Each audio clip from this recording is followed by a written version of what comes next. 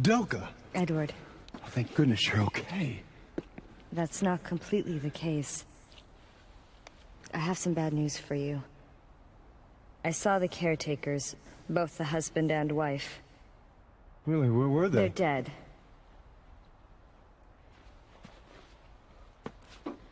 Apparently they were the ones responsible for killing all the thieves and desperados that were sneaking into the monastery. And with good reason. I don't know. I don't believe it. You should know very well what has been going on. Ogden was trying to avenge the death of Elaine. Death? Of Elaine? I don't believe it. This is preposterous. Who is Elaine? I have no idea. All I know is Elaine's spirit called me to this place. Tell me, who is Elaine? And Patrick? The caretakers told me that robbers broke into Elaine's home while Patrick was away and murdered her. Elaine was a benefactor for the caretakers. They took it upon themselves to murder every single robber and desperado that entered their grounds. It was a form of revenge for them.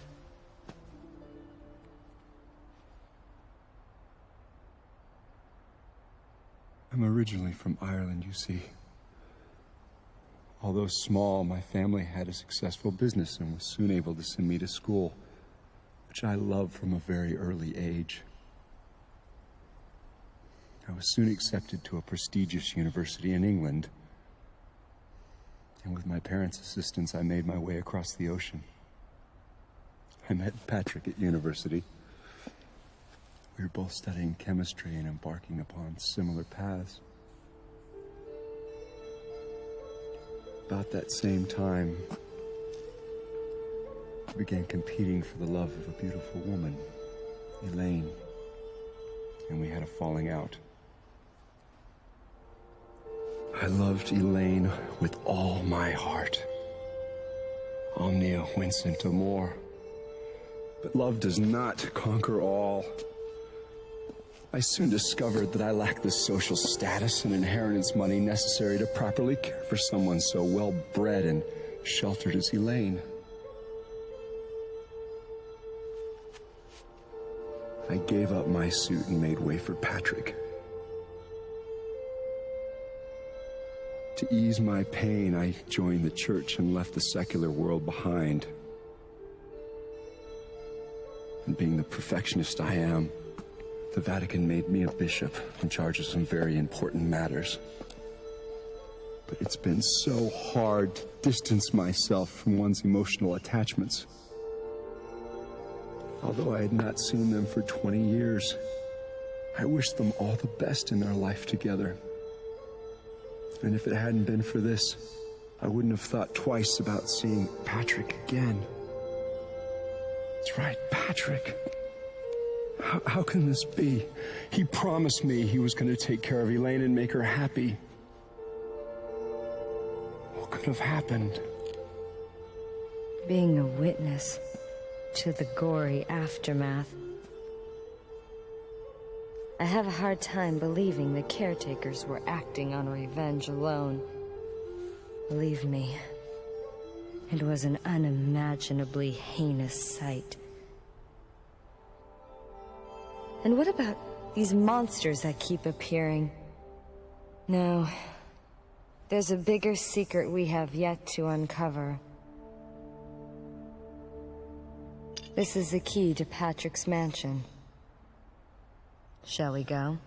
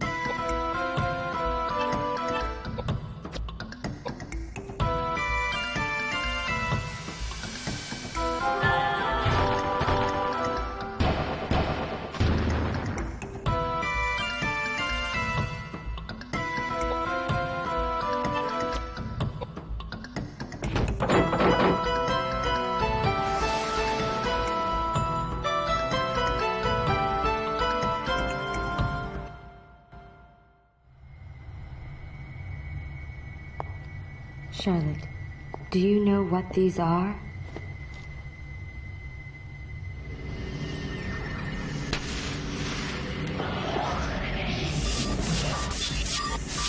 They're letters from your mother.